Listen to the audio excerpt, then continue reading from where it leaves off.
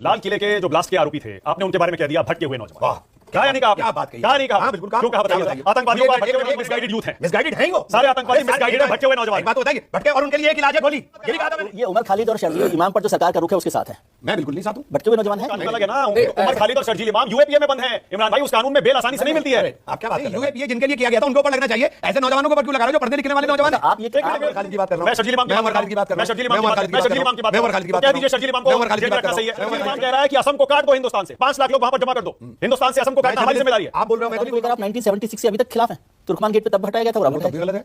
मैं तो उसे भी सही नहीं जो मानता। संजय गांधी ने करवाया हां, मैं उसे भी नहीं सही मानता हूं। संजय गांधी के आपने कहा था बोटी बोटी कर देंगे, कहा था, जिसके बाद पुलिस केस भी हुआ और इतना बड़ा बवाल भी हुआ। 1.5 साल पहले आप क्या शो किया था, उसमें भी मैंने कहा था कि भाई इसे छोड़ दो। मैं ना था, ना हूं, ना रहूंगा। जय श्री राम दोस्तों, कैसे आप? आई होप सारे स्वस्थ होंगे और मस्त होंगे। तो एक बार फिर स्वागत है आपका मेरे चैनल पर। और चैनल पर आज डिबेट बहुत ही धमाकेदार होने वाली, क्योंकि आज की डिबेट में कांग्रेस के बदतमीज और बड़पोले एमपी इमरान मसूद की लंका लगने वाली है। जी हाँ, 5 पत्रकारों ने इसे घेर लिया और घेरा, और जब इसे सवाल पूछे तो भाई साहब बहुत सियाना आदमी है, समझे। इसने क्या किया कि जो इसको सवाल सही लगते थे उसी का उत्तर दिया और बाकियों का कल्टी मार गया। जब इससे पूछा गया उमर खालिद और शर्जील इमाम के बारे में, तो उमर खालिद के बारे में बात करता, शर्जील इमाम के बारे में बात नहीं करता। ये वही इमरान मसूद है जिसने प्रधानमंत्री को बोला था कि बोटी बोटी कर दूंगा, और बाद में इसके ऊपर मुकदमे हो गए। तो आप थोड़ा इस चीज को ये इग्नोर करता है, क्योंकि भाई वहां योगी की सरकार है। पता लगा इन्हें ज्यादा बड़बोला किया और इसकी बुलडोजर चढ़ा दिया। तो भाई किस तरीके से पत्रकारों ने इसको घेरा और कैसे सिलेक्टिव उत्तर देता गया, देखते हैं इस डिबेट में। डिबेट को अंत तक देखना बॉस। तो और अपने कमेंट्स जरूर करना कि आपको क्या लगता है। तो शुरू करते हैं इस डिबेट को। चालू करो बे। लाल किले के जो ब्लास्ट के आरोपी थे, आपने उनके बारे में कह दिया भटके हुए नौजवान। वाह, क्या या नहीं कहा? क्या बात कही? क्या नहीं कहा? हाँ, बिल्कुल कहा। क्यों कहा? बताइए। बताइए। आतंकवादियों का भटके हुए नौजवान बता रहे हैं। और एक बात बताइए, अगर वो गुमराह ना होता तो ये हरकत ना करता। अगर उसने इस्लाम को पढ़ा होता तो ये हरकत ना करता। आप बेगुनाह को मार रहे हो किस बात के लिए? इस्लाम के अंदर जहां हरा पेड़ काटना भी मनाओ, आप बेगुनाह इंसान का कत्ल कर रहे हो और फिर उसको इस्लाम की तस्वीर दिखाते हो। वो इस्लाम का कोई लेना देना नहीं है। यानी सारे आतंकवादी मिसगाइडेड यूथ हैं। मिसगाइडेड है ही वो। सारे आतंकवादी मिसगाइडेड है, भटके हुए नौजवान। एक बात तो बताइए, भटके और उनके लिए एक इलाज है गोली। ये भी कहा था मैंने, उनके लिए माफी नहीं होती है। अरे भटके हुए नौजवान को गोली काहे मारना? गोली अगर भटका हुआ है तो उसको आगे बढ़ाने की कोशिश। जो आतंक का रास्ता इख्तियार करे उसको गोली मारो। जो आतंक का रास्ता इख्तियार करे उसको गोली मारो। हमास वाले आतंकवादी नहीं है। किसके? हमास वाले। हमास मेरे वाले हैं क्या? जो भी है मेरे वाले हैं क्या? आप हिंदुस्तान वालों के लिए पूछो, बताऊंगा मैं। क्या बात कर रहे हैं आप? ये उमर खालिद और शर्जील इमाम पर जो सरकार का रुख है उसके साथ है। मैं बिल्कुल नहीं साथ हूं। भटके हुए नौजवान है कि नहीं, बिल्कुल भी नहीं। उमर खालिद का क्या बयान है जिसके अंदर वो भटका हुआ है? बताइए मुझे। इन्होंने उसको 5 साल से जेल में डाला हुआ है। कौन सा बयान उसका है जो देशद्रोह की श्रेणी में आता है? ऑब्जर्वेशन पढ़ लीजिए, सुप्रीम कोर्ट ने क्या कहा। मैं ये कह रहा हूं उसका कौन सा बयान है जिसके अंदर वो देशद्रोह की श्रेणी में आता है? आप साबित करिए। सुप्रीम कोर्ट ने गलत निर्णय दिया। सुप्रीम कोर्ट ने तो वापस भेज दिया है। सुप्रीम कोर्ट ने एक निर्णय सुप्रीम कोर्ट ने दिया कि साहब जमानत जो है नियम है और ना देना अपवाद है, ये कहा। और एक बार नहीं कहा, 1000 बार कहा। नेक्स्ट डे फिर नेक्स्ट डे फिर हियरिंग होती है जिस दिन इनकी जमानत कैंसिल की जाती है दूसरी पीठ में, और फिर उसके अंदर एक प्रवर्तन निदेशालय के एक व्यक्ति को बंद किए हुए को जमानत दी जाती है। और यह कहा जाता है कि आपको यह अधिकार नहीं है कि आप अपराध की गंभीरता के आधार के ऊपर उसका जमानत के अधिकार को सीज कर सकें, फ्रीज कर सकें। यह सुप्रीम कोर्ट ने नेक्स्ट डे भी कहा। वो कानून अलग है ना। उमर खालिद और शर्जील इमाम यूएपीए में बंद हैं। इमरान भाई, उस कानून में बेल आसानी से नहीं मिलती है। आप क्या बात कर रहे हैं भाई? कानून का पढ़ा हुआ मैं भी हूं। अच्छा ठीक है, ओके। तो फिर एक काम करिए, असदुद्दीन ओवैसी कह रहे हैं 2008 में यूएपीए में संशोधन करके आपकी कांग्रेस की सरकार ने उसे और तगड़ा कानून बना दिया था, जिसकी वजह से आज उनको बेल नहीं मिल रही है। दीजिए ओवैसी को जवाब। क्या जवाब दूं ओवैसी साहब को? यूएपीए आप ही ने खड़ा किया था। अगर कोई ओवैसी साहब कोई अथॉरिटी है क्या? अरे यूएपीए आपने संशोधन किया था 2008 में, कांग्रेस ने नहीं किया था। नहीं, यूएपीए जिनके लिए किया गया था उनके ऊपर लगना चाहिए। ऐसे नौजवानों के ऊपर क्यों लगा रहे हो जो पढ़ने लिखने वाले नौजवान हैं? आप ये शर्जील इमाम का बयान नहीं सुना? शर्जील इमाम खालिद की बात कर रहा हूं। मैं शर्जील इमाम की बात कर रहा हूं। शर्जील इमाम की बात। मैं उमर खालिद की बात। कह दीजिए शर्जील इमाम को जेल में रखना सही है। मैं उमर खालिद। शर्जील इमाम पर बोलिए। मैं उमर खालिद की बात। शर्जील इमाम पर बोलिए। उमर खालिद की बात कर रहा हूं। शर्जील इमाम पर एक शब्द तो कहिए इमरान भाई। शर्जील इमाम के ऊपर आप बताइए। उमर खालिद की बात कर रहा हूं। शर्जील इमाम कह रहा है कि असम को काट दो हिंदुस्तान से, 5 लाख लोग वहां पर जमा कर दो। हिंदुस्तान से असम को काटना हमारी जिम्मेदारी है। आप बोल रहे हो, मैं तो नहीं बोल रहा हूं उसके लिए। लेकिन उमर खालिद मैं उमर खालिद चुप क्यों है उस पर? उमर खालिद के लिए बोल रहा हूं। शर्जील इमाम पर चुप क्यों? नहीं, मैं उमर खालिद जेल में तो डाल रखा है ना आपने।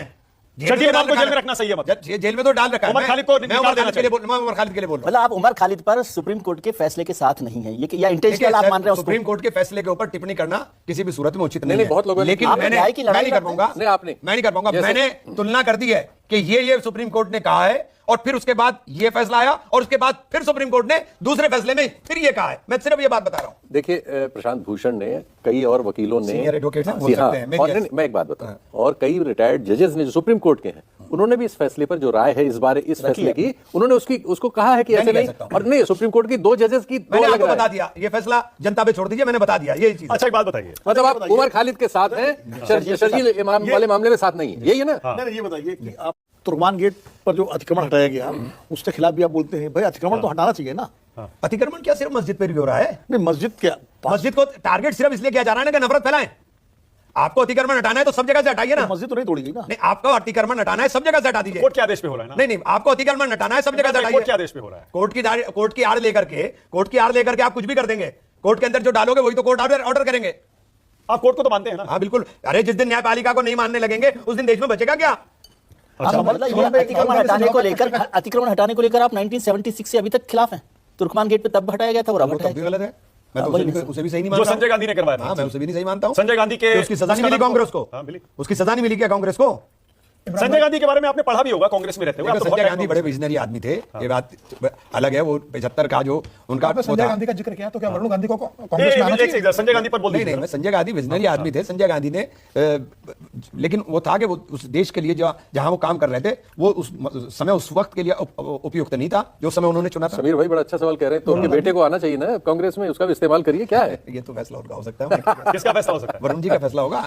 साइडलाइन है वैसे यूपी में आजकल। हाँ, वो साइड वरुण जी वालों आना चाहिए, कांग्रेस ले देखिए, इस लेगी। पार्टी के अंदर बीजेपी में सबसे बड़ी खास बात यही है कि जितने दिन इस्तेमाल करना है इस्तेमाल करते हैं, उसके बाद फिर आपको ढूंढने में नहीं मिलेगा कि नहीं, इमरान भाई वरुण जी अगर आना चाहे तो आने देंगे आप लोग? हाँ, क्यों? हमारी हम क्या मतलब पार्टी वो फैसला करेगी उसमें इमरान मसूद। अच्छा इमरान भाई ये तो बताइए, मुलाकात है वैसे आपकी वरुण गांधी से? इमरान भाई ये तो बताइए, राहुल गांधी इतना विदेश दौरा क्या करते हैं? आपको लगता है नहीं कि जब चुनाव होने 5 राज्यों में संगठन मजबूत करने के लिए देश के अंदर आए? प्रधानमंत्री क्यों करते हैं? नहीं, प्रधानमंत्री देश के प्रधानमंत्री है भाई, संगठन अपना काम करता है, पार्टी अध्यक्ष संगठन काम कर रहा है। उनके विदेश में जाने के बाद भी पार्टी प्रचंड बहुमत से जीत रही है ना।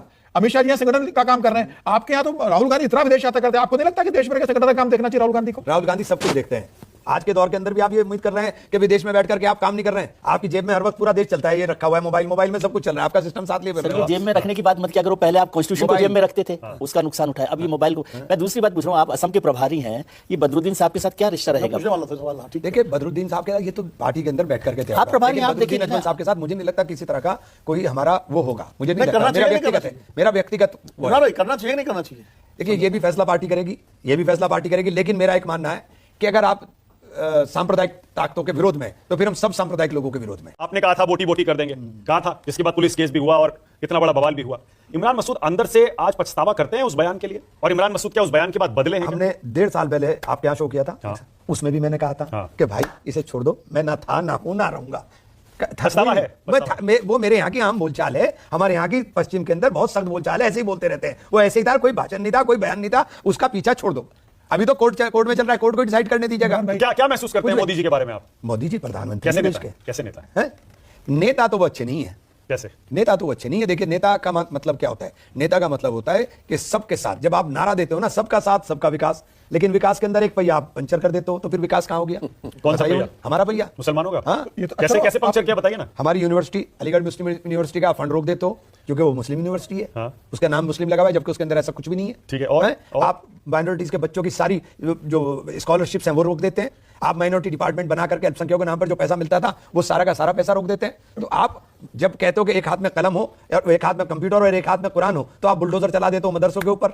आप लोगों के तालीम के इदारों को सिर्फ मान्यता इसलिए रद्द कर देते हो कि वो वैष्णो देवी का ट्रस्ट का कॉलेज था और उसके अंदर मुस्लिम बच्चों का एडमिशन हो गया। तो ये पर मुसलमान भी तो बीजेपी को वोट नहीं देता ना। तो मुसलमान बीजेपी को वोट क्यों नहीं देता? आपने मुझे नरेंद्र मोदी के बारे में पूछा है। अरे मोदी बीजेपी तो है। एक मिनट, नरेंद्र मोदी देश के प्रधानमंत्री हैं। और जब प्रधानमंत्री होता है ना, तो अटल बिहारी वाजपेयी जी को अनुसरण कर लीजिए, पता चल जाएगा। इमरान भाई आप कह रहे हो कि मोदी जी पंचर कर देते हैं, आप मुझे इस बात मैं भी बोल रहा था तो बीच में आप बोल पड़े। रामपुर पर भी मैं तो अभी बोल रहा था, आप बोल पड़े। रामपुर भी है, गलोकल भी है, बहुत सारी है। इमरान भाई आप कहते हैं मोदी जी पंचर कर देते हैं, तो अब ये तो बता दीजिए कर्नाटक कौन पंचर कर रहा है? सिद्धरामैया कर रहे हैं, डीके शिवकुमार कर रहे हैं पंचर, और कौन बनेगा मुख्यमंत्री?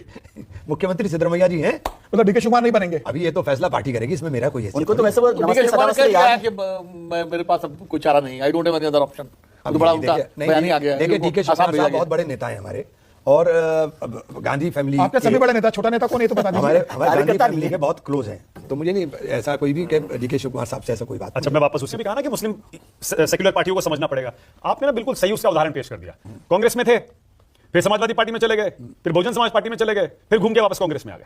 क्या मुस्लिम भी ऐसे ही अपना नेता ढूंढ रहा है? क्या अपनी पार्टी ढूंढ रहा है? सारे जगह देख लिया कि कोई रास्ता नहीं है, फिर कह रहा हूं कि जहाज में चढ़ जाओ, बस इसके अलावा कोई रास्ता नहीं है। किससे कह रहे हैं? सबसे जहां आपने सवाल किया वहां मैंने जवाब दे मुसलमानों दिया। के लिए कह रहे हैं। बस अब मैं नाम नहीं लिया नाम तो आप लीजिए। मतलब मुस्लिमों का भला कांग्रेस ही कर सकती है। है ही कांग्रेस। कैसे? है ही कांग्रेस। कैसे है ही बताइए, कांग्रेस। क्या किया आज तक मुसलमानों दिया ही के लिए? कांग्रेस ने। कांग्रेस ने क्या किया कांग्रेस ने मुसलमानों के लिए? कांग्रेस नहीं दिया। क्या? कांग्रेस ने 15 सूत्रीय कार्यक्रम कांग्रेस लेके आई थी, उन्होंने बंद कर दिया। ताले भी कांग्रेस ने खुलवाए थे। किस चीज के? अयोध्या के राम मंदिर के। अब वो तो एक जो चीज चली गई उसको गड़े मुर्दों को मैं उखाड़ूंगा नहीं। कमाल है। उस पे सुप्रीम कोर्ट का फैसला आ गया और कांग्रेस में तो मुसलमान बहुत काम मुसलमानों के लिए किया, ये सच्चर कमेटी की रिपोर्ट में आया ही। हाँ बताइए, सच्चर कमेटी में बोलिए। सच्चर कमेटी बैठाई किसने थी? हाँ तो रिपोर्ट में आया क्या 50 साल बाद? 1970 में 2005 जब तो कोई था ही नहीं ना, मैं बता रहा ना, जब 1955 में बाबा साहब भीमराव अम्बेडकर चले गए तो उसके बाद आरक्षण को लेकर के बड़ी गंभीर चिंतन और मंथन कांग्रेस में था और कांग्रेस ने उसको लागू किया। 1970 में जब रिपोर्ट देखी और हालात देखे कि हम लोग टारगेट अचीव नहीं कर रहे हैं तो बैठाया था ना, कांग्रेस नहीं बैठा। फिर इंदिरा जी ने नारा दिया 1971 के अंदर, गरीबी हटाओ का। गरीबी हटाओ का नारा किस लिए दिया? कि शोषितों को, वंचितों को और दलितों को अधिकार दे सके। जब मुसलमान के हालात देखे कि मुसलमान के हालात बद से बदतर हो गए तो सच्चर कमीशन बना। सच्चर कमीशन के अंदर जब रिपोर्ट आई, उस रिपोर्ट के आधार के ऊपर 15 सूत्रीय कार्यक्रम बनाया जिसके अंदर मुस्लिम के अंदर खासतौर से एजुकेशन को बढ़ाने के लिए इदारे बनाए जाने थे। इन्होंने आगे सब खत्म कर दिया। अखिलेश जी ने तो पीडीए बना दिया, वो तो पीडीए बना के जीत रहे हैं यूपी का चुनाव। दलितों शोषितों की मोहब्बत तो राजीव गांधी जी के भाषण से नजर आती 1990 के लोकसभा में, वो तो आपको याद ही होगा सर। क्या भाषण था मुझे बताइए ना।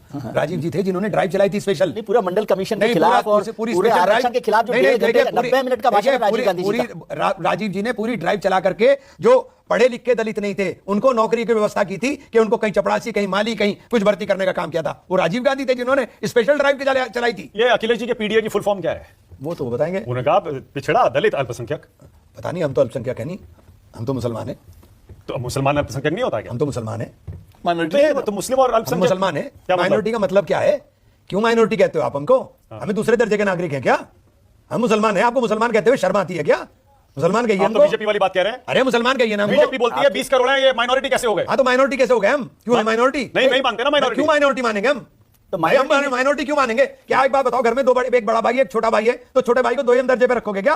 माइनॉरिटी मानोगे? बराबर, मतलब बराबर है। और क्या? नहीं तो माइनॉरिटी नहीं मानेंगे तो फिर माइनॉरिटी की बराबर लड़ाई क्या? है। अभी तो आप कह रहे थे कि बराबर अल्पसंख्यक हिस्सेदारी है, मतलब- बराबर उसके अंदर हमारी कुर्बानी है। बराबर कुर्बानी है ना। हाँ। एक शायर थे, एक बहुत खूबसूरत तरीके से प्रोग्राम नहीं में रंग उसका लिया। एक शायर थे, मैं नाम भूल रहा हूँ उनका, शायद शीतल भाई आपको याद होगा।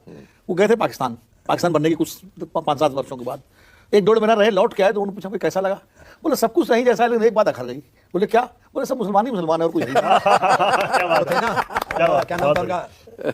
इलाहाबाद वाले थे। नहीं वो थे लखनऊ के थे। लखनऊ के थे, हाँ, लखनऊ के थे। क्या नाम था? बड़ा मशहूर था। हाँ बड़े मशहूर शायर हैं। शायर थे। डॉक्टर साहब क्या नाम है? मेरे नाम नहीं जहन में आ रहा उनका। हमारा मजाक तो नहीं थे। नहीं मजाक तो बात की चीज़ बात की चीज है। वो तो गए थे, प्लेन से गए थे वो, फिर पंडित नेहरू ने उनको चिट्ठी लिखी थी, वो वापस आ गए थे। कई लोगों को ओके लिखा। इमरान भाई, टाइम लखनवी क्या नाम था उनका? लखनवी नाम था। बस टाइम खत्म हो गया, बहुत अच्छा लगा। अरे, बहुत धन्यवाद आपका चक्रव्यूह में आने के लिए। बहुत अच्छा बढ़िया, प्रोग्राम। आपने चौके छक्के फ्रंट फुट पे लगाए हैं। बाकी दर्शक तय करेंगे कि चक्रव्यूह में हम आपको फंसा पाए। तो देखा आपने किस तरीके से 5 पत्रकारों ने इमरान मसूद की अच्छी तरीके से रगड़ाई कर डाली। जो आतंकवादियों को भटका हुआ नौजवान कहे, अदालत के फैसले को माने और ना भी माने, कानून को माने और ना भी माने, मतलब दो गल्लापन जो है इनका ना, ये सामने झलक गया। तो आई होप कि आपको डिबेट पसंद आएगी। डिबेट पसंद आए तो लाइक कीजिए, शेयर कीजिए और चैनल पर नहीं तो सब्सक्राइब कीजिए। मिलता हूं फिर किसी नई डिबेट के साथ, अब तक जय श्री राम।